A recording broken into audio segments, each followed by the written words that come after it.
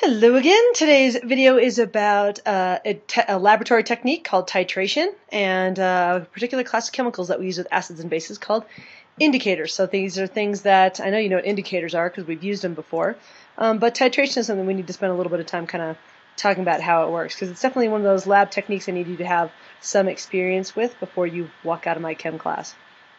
So first of all, what titration is, it's simply a way of determining the concentration of an unknown acid or an unknown base. It's based on a neutralization reaction. That's all it is. We've got some sort of an acid or a base that we don't know what it is, and we combine it with an acid or a base that we do know what it is. At some point in time, if we do it just right, we'll know that the resulting solution will have a pH of 7. It will be neutral. So that's basically what we're trying to look for here. Of course, the technique is a little bit more challenging than that, but that's the basic idea. So, in theory, it's pretty simple. You've got, if you read the cartoons on that first page, there's tons of jokes and memes and things like that about people screwing up titrations, and I've done it myself many, many times. So it's one of those things that it takes a little bit of practice. So, first of all, you've got an unknown flask down at the bottom. You put a little bit of indicator in there. We'll talk about indicators in a bit, but something that will change color. And then you have a big long tube here called a burette. And a burette's basically a really tall glass cylinder with a nozzle at the bottom. It's called a stopcock, or if you prefer, a halt booster. But anyway, there's a base that you put in that burette, and the base is something that you know. So you've got a known concentration, and probably in the range of what you think the unknown is, at least. But you have one that's known, it's in the burette, and then you have one that's unknown, that's in the beaker at the bottom. And so you drip the known one, you literally turn the stopcock just a little bit, let it drip, drip, drip, swirling all the time, and then eventually the bottom one will go neutral. And then you stop, and you take a look at what your volumes are. So how do you know if it's neutral? Well, I'll come back to more of the technique here in a second. But how do you know? Basically, there's two different ways. There's more than this, but these are the two basic ways. Number one, you use an indicator. And there's lots of different indicators. I'll talk about those a little bit more here in just a sec. But there's substances that change color. So, for example, universal indicator is the stuff that's used to make this paper. It's actually got a bunch of different indicators in it that all change to different colors at different pHs. And there's literally 20 or more different kinds of indicators that you can use. The second thing you can use is an electronic, a pH meter. These are really, really sensitive. They measure hydrogen ion concentration based on basically voltage. And I find them to be good and bad. They're kind of expensive. I have several of them. They can be kind of twitchy. They have a hard time. I have a hard time anyway, having them to be repeatable. Like one person can measure a solution, get a pH of 4. Somebody else gets a pH of 5. You know, it can be a little bit twitchy just because they're so precise. Anyway. We're probably going to use indicators. Actually, we'll probably use both in the lab. But in terms of indicators, there's a whole bunch of different ones. The one that we use pretty commonly for the acid-base titrations that we're going to do in lab is one called phenolphthalein. Yeah, I dare you to spell that right. It's usually abbreviated PHTH, and now you can kind of see why. But you've seen this one before. I've used it on a number of different occasions, and it's really cool because it's clear until you get above a pH of about 8, and then it turns bright pink. It's really, really obvious. There's no kind of middle ground to it. You know exactly when that titration point has been hit. So it's kind of a useful one to use for most of the type of titrations that we're going to do in our classes. Just as an aside, I want you to be aware that there's actually a bunch of indicators. They're not just chemicals in a laboratory. These are things that people found in nature. So, for example, this beautiful rainbow of indicators up across the top here is actually made from plant pigments. This stuff up here is made from red cabbage. You take a little bit of red cabbage, put it in a blender with some water, and you can make this exact same pH indicator. You can have it around your house. It's really cool. It's based on a plant pigment called anthocyanins, which is this kind of pinkish, purplish sort of range of plant pigments that you see in flowers and vegetables and things like that, like these ones up in the top right. If you've heard of litmus paper, by the way, litmus is one of the original types of pH paper, and it's actually made from lichen. And you know, in certain pHs it turns red, in other pHs it turns blue. And then hydrangea as well, which is a particular kind of garden flower. They react to pH, and they can either be blue or pink, kind of the opposite from lichen. They're blue in acidic soil and pink in alkaline soil, basic soil. So again, there's a variety of natural indicators out there as well. The red cabbage one is one of the best. I love that one. But again, we'll probably use phenolphthalein in ours. So anyway, here's how this works. Basic idea. So step one, you're going to have your burette up here with your known solution of acid or base. So if you have acid in the bottom, you're going to have base in your burette. Or vice versa. If you have base in the bottom, you'd have acid in your burette. But anyway, so you record the starting volume. make sure you've got your indicator in that bottom vial, and then open that stopcock, halt rooster, just a little bit so it drips in there. And then you're going to keep swirling it or stirring it or mixing it somehow, and you're going to see that that solution is going to stay clear, especially if you're using phenolphthalein. When you start getting really close, what you'll see is that there will be these little pink ghosts that will kind of appear. Like that drop of base is going to hit that solution. It's going to turn the TH pink at one little spot at that drop, and then as you mix it in, it's going to go clear and disappear. When you get really close to that endpoint, though, those ghosts start to last a little while. And this is when you really need to be careful. This is what all those cartoons are referring to. Because literally, you are one drop away from going too far. So, once you've reached that point where it's almost there, you add one more drop. Just one, I swear, just one. And that'll probably turn pink, and hopefully just the palest pink.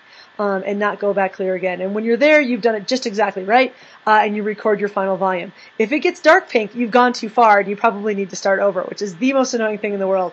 My favorite thing to do is to try to add one more drop and add like 7. It's really common anyway. So, step 5, the last step, record that final volume, and then you're basically going to do stoichiometry. How much acid or how much base did you use? How many moles of base did you use? And then how much solution do you think you've got on the other end? So I'll show you an example of that in a second. So the problem, of course, like I said, most common mistake is overshooting that endpoint. That equivalence point, that endpoint, is exactly where you're balanced, or maybe just a half a touch past. Even one drop of that acid or base, that titrant, can have so many extra ions in there that it'll change the pH really, really quickly. You can kind of see this little titration curve right here, that you can kind of see what's happening, is that during the first part of your titration, that pH isn't really changing. All that extra hydroxide that you're adding is sort of being absorbed by the hydrogen ions that are in that solution. And then as you get really, really close, this is that getting close part right here, right, where those pink ghosts are starting to hang around, and then at that very last spot, they're exactly balanced. And then one more drop, and then you've got too much hydroxide, and then you're over in this spot up here. So again, it's just one of those really careful things. But if you're doing a pH curve, for example, with a pH meter as opposed to an indicator, this is actually the graph that you'll see, the change in pH. And what's nice about those is that you can see right where that endpoint is. You don't necessarily have to know one drop to the next. You can take that graph and just keep adding drops all the way through it. And you know right exactly in the middle of that vertical section, that's your endpoint. And you can just trace it over, and that's where your pH must have been equal to 7, right in the middle there. So you can figure out what your volume is. All right, so here's an example of the stoichiometry math that you've got to do. So this is where you need your calculator, so run and go get it now if you don't have it.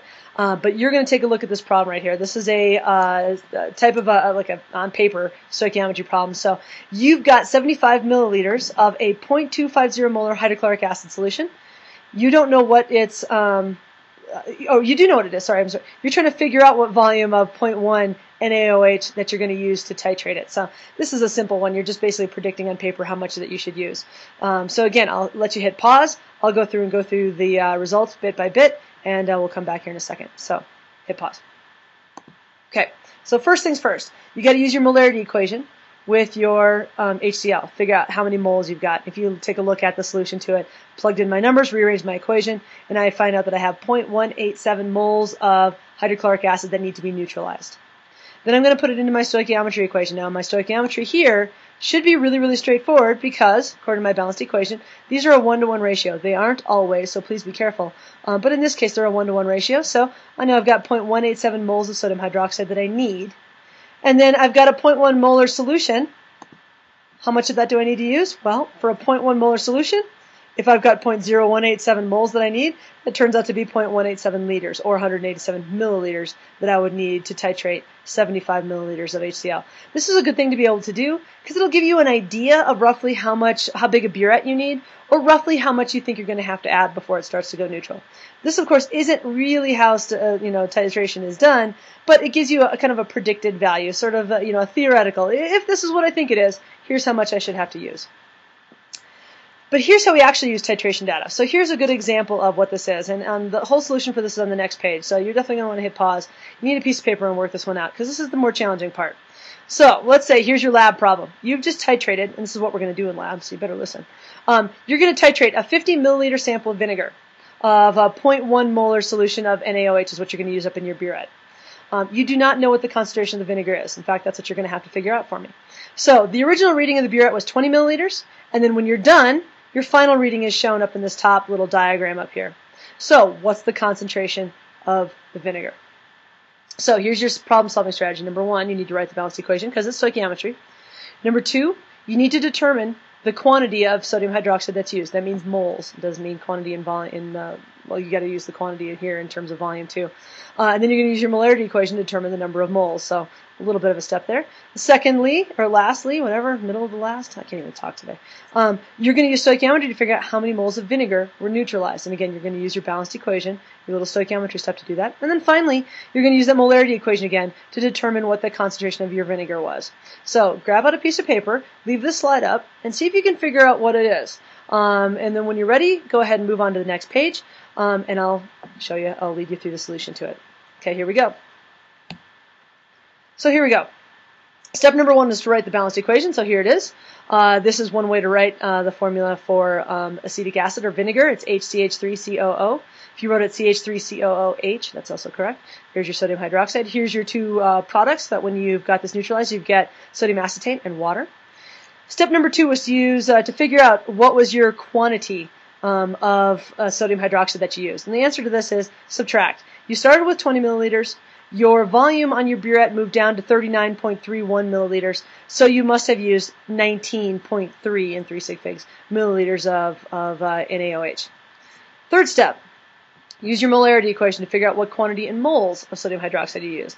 Again, I've rearranged it here. If you're not sure how this works, you might need to go back and look at that molarity equation. Simply rearrange it here to solve for moles. When you multiply those two together, you get 0.00193 moles of sodium hydroxide used, or 1.93 times 10 to the minus 3. Next step after that, step number 4, when you write out your balanced equation, it's up at the top. These are all in a 1-to-1 ratio again, which is kind of nice. And so in this case, I know that because I use 0.00193 moles of sodium hydroxide, I'm going to have reacted that with 0.00193 moles of hydrogen acetate or acetic acid. And then the last step is to reuse that molarity equation again. Now in this case, I'm doing moles divided by liters to give me concentration. So my concentration, my molarity of my vinegar must have been 0.0386. So there you have it. That's how you do titration with stoichiometry.